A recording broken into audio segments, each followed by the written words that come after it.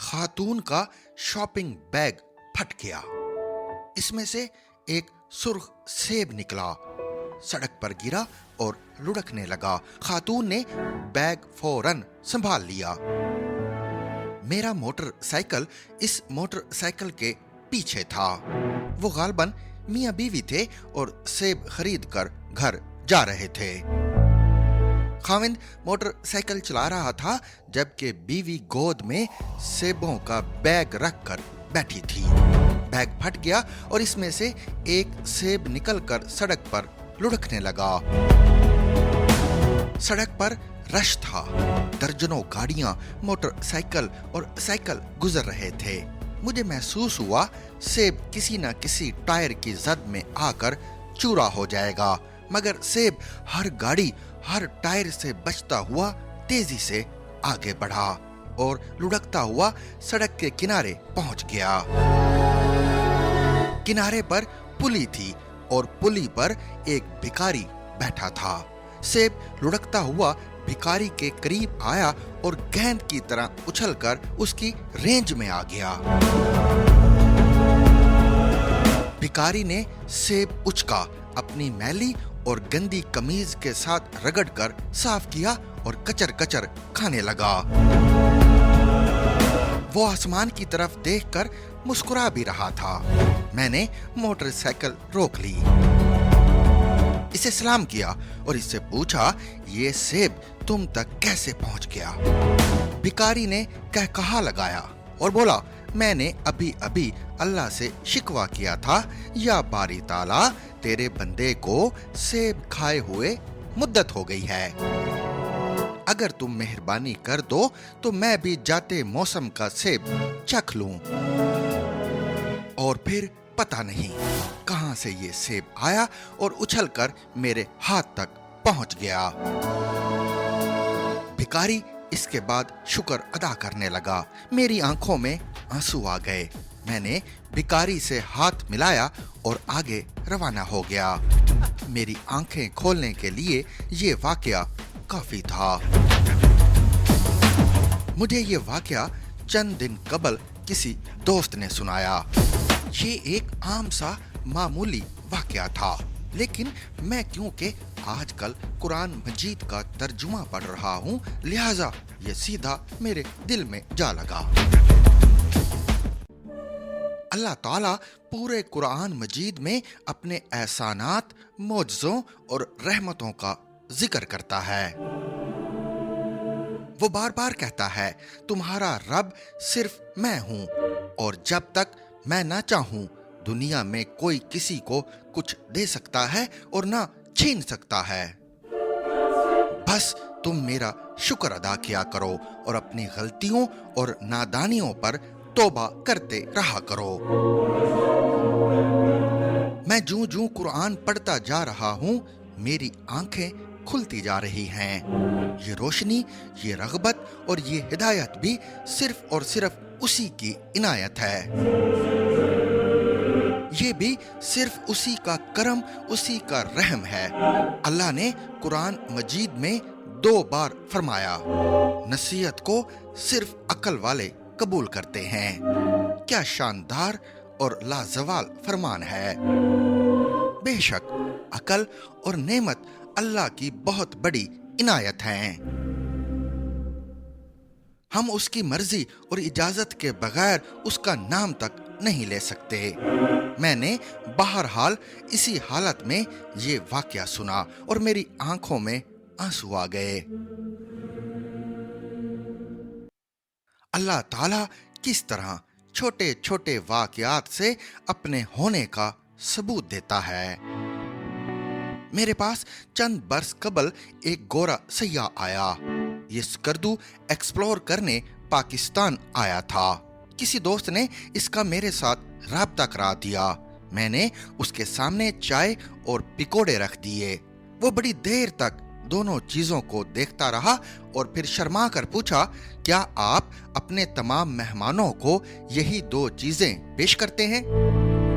मैंने मुस्कुराकर जवाब दिया, नहीं, ये पहला मौका है। हम अमूमन अपने मेहमानों को चाय के साथ मीठा पेश करते हैं। मेरी बीवी ने आज अचानक बगैर किसी वजह के पकोड़े बना दिए और मैंने ये उठाकर आपके सामने रख दिए। उसने पहलू बदला और बोला, मैंने स्कर्दू में चंद लोगों को दूध वाली चाय के साथ ये चीज पकोड़े खाते देखा था। मैंने उस वक्त सोचा था मैं अगर दोबारा यहाँ आया तो मैं ये जरूर ट्राई करूंगा। आपके घर आते हुए भी मैं यही सोच रहा था। आपने जब ये दोनों चीजें मेरे सामने रखी तो मैं हैरान रह गया और मैंने सोचा ये महज इत्तेफाक है या फिर आप लोग जादूगर हैं। मैंने कहकहा लगाकर जवाब दिया, ये महज इत्तेफाक है। उसने भी जवाब में कहकहा लगाया और इसके बाद जी भर कर पकोड़े एंजॉय किए। मेरे एक दोस्त सदके और खैरात के मामले में बड़ा खुला दिल रखते हैं। ये रोजाना सदका भी करते हैं और खैरात भी देते हैं। मैंने इनसे एक दिन वजह पूछी तो उनका जवाब था, मैं बचपन से इंतहाई कंजूस था। मैं किसी को पानी का गिलास तक पिलाने के लिए राजी नहीं होता था। आज से 7 साल कबल मेरी रकम किसी के पास फंस गई। मैंने दफ्तर में बैठे बैठे सोचा अगर मुझे ये रकम मिल गई तो मैं इसमें से 10% अल्लाह की राह में दे दूंगा। मुझे अगले ही दिन ये रकम मिल गई।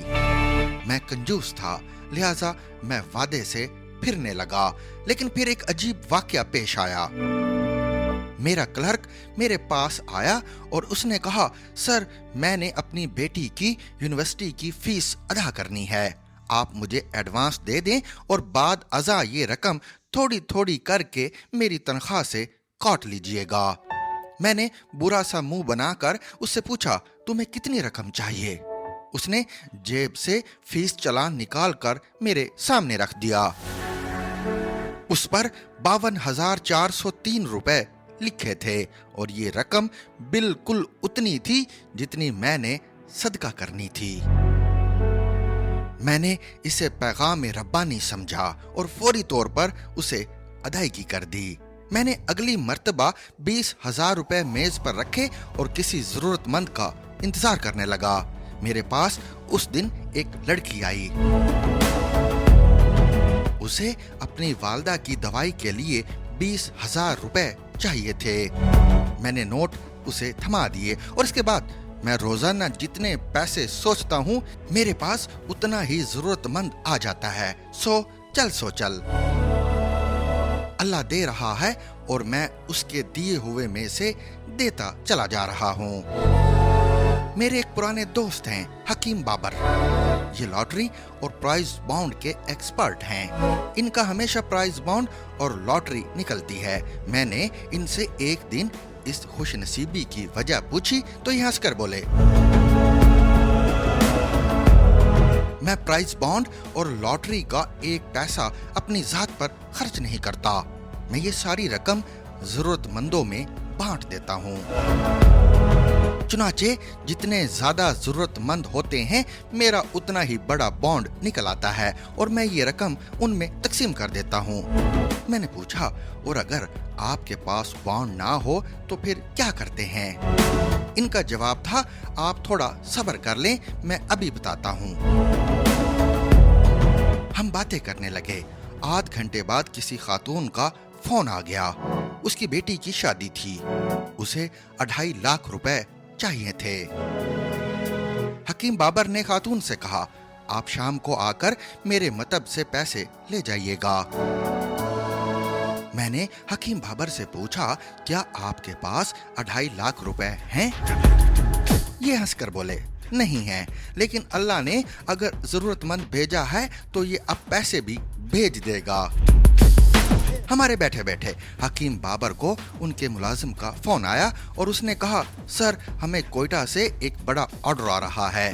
ये लोग मुंह मांगी कीमत पर फौरी डिलीवरी चाहते हैं। हकीम ने ऊपर आसमान की तरफ देखा और फिर सेल्समैन से कहा, तुम उनसे 2.5 लाख रुपए इजाफी लेकर डिलीवरी दे दो। हकीम बाबर ने इसके बाद मेरी तरफ देखकर कहा, क्यों फिर, आपको बात समझ आ गई? میں نے ہاں میں گردن ہلا دی۔ مجھے اس دن پتا چلا وسائل کا دار و مدار طلب پر ہوتا ہے۔ انسان کی طلب جتنی سچی ہوتی ہے، اللہ تعالیٰ اتنے ہی وسائل پیدا کر دیتا ہے۔ آپ کو وہی ملتا ہے جو آپ قدرت سے مانگتے ہیں۔ مریض شفا مانگے گا تو اسے شفا مل جائے گی، غریب خوشحالی مانگے گا تو اسے خوشحالی مل جائے گی۔ علم کے طالب کو اس کی طلب علم کے سمندر تک لے جائے گی۔ کامیابی کی تڑپ انسان کو ناکامی کے گڑھے سے باہر لے آئے گی۔ سکون کی خواہش عام سے انسان کو مہاتما بدھ بنا دے گی، اور طاقت کی تمنا بہرحال انسان کی کمزوری پر غالب آ جائے گی۔ اللہ کا نظام انسان کی خواہش، اس کی طلب اور اس کی تڑپ سے ایکٹیو ہوتا ہے۔ آپ اللہ سے مانگتے جائیں اور پھر کوشش کرتے جائیں، قدرت کے دروازے بہرحال کھل جاتے ہیں۔ میری ٹیم نے چند دن قبل جنوبی کوریا میں موجود ایک صاحب کے ساتھ میرا پرسنل سیشن بک کیا۔ میں نے جب آن لائن ان سے گفتگو شروع کی تو ان کی کہانی سن کر حیران رہ گیا۔ یہ انتہائی غریب خاندان سے تعلق رکھتے تھے۔ یہ بچپن سے اپنے خاندان کو غربت سے نکالنا چاہتے تھے۔ یہ اسلام آباد میں جس شخص کے ساتھ کام کرتے تھے اسے کورین زبان آتی تھی۔ یہ فالتو وقت میں کورین زبان سیکھنے لگا۔ یہ جب پوری طرح رواں ہو گئے تو انہوں نے آن لائن ایک کورین کمپنی میں اپلائی کر دیا۔ ان کا انٹرویو ہوا، انہوں نے کورین زبان میں جواب دیے، یہ کامیاب ہو گئے اور آج ان کا پورا خاندان غربت سے باہر آ چکا ہے۔ یہ اب امریکہ شفٹ ہونا چاہتے ہیں۔ میں نے ان سے پوچھا، آپ جنوبی کوریا سے امریکہ کیسے جائیں گے؟ ان کا جواب تھا، میں جیسے اوکاڑا سے اسلام آباد اور اسلام آباد سے کوریا آیا، اسی طرح امریکہ چلا جاؤں گا۔ میں نے پوچھا، پھر بھی آخر فارمولا کیا ہوگا؟ انہوں نے ہنس کر جواب دیا، میں 3 سال سے اللہ سے امریکہ کی شہریت مانگ رہا ہوں، مجھے یقین ہے اللہ مجھے یہ بھی دے دے گا۔ میں نے ان سے اتفاق کیا، کیونکہ میں بھی سینکڑوں مرتبہ تجربہ کر چکا ہوں۔ اللہ مانگنے والوں کو کبھی مایوس نہیں کرتا۔ اللہ کے دربار میں انکار ہے ہی نہیں، بس طلب سچی اور تڑپ کھری ہونی چاہیے۔ قدرت انسان کو کبھی مایوس نہیں کرتی۔